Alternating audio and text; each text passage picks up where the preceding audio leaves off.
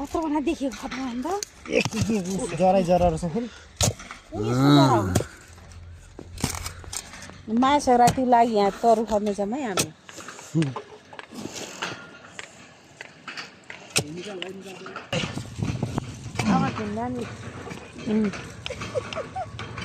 त्यो पनि देख सक्दैन माया सङ्क्रान्तिले तरुल खानु भने साह्रै गाह्रो ल साह्रै गाह्रो यति त निस्क्यो ल यहाँ निस्क्यो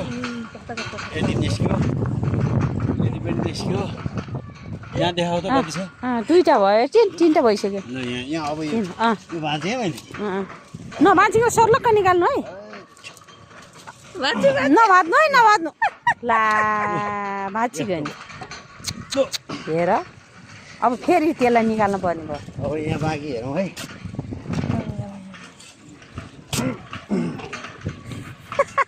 कति रमाइलो ए तरुल भाँच्यो नि यहाँ अघि नि तपाईँलाई बोलाएन आएर हो भाँच्यो नि तरुले हेर्नु त यहाँ भाँच्यो त्यहाँ छ नि ऊ तरुल चाहिँ तपाईँको यहाँ ल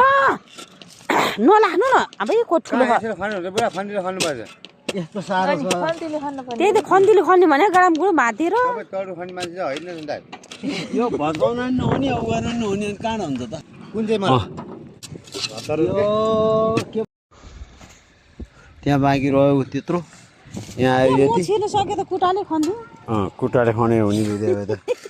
कुटो त चाहिन्छ कुटो चाहिन्छ हो कि त्यहाँ भित्र छि यो जरामा पो अल्झिएर बसेर छ हो त्यही भएर नभाँचियो हो के खोइ देखिँदा देखिँदैन कहाँ छ खोइ तल्लै छ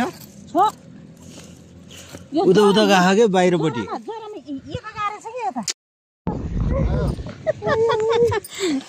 खोइ देखाउनु त कत्रो छ त्यहाँ यो त छ कि हो ठुलै जस्तो छ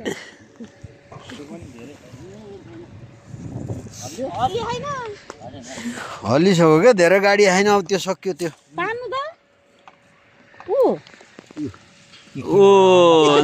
त्यति हो मैले भने होइन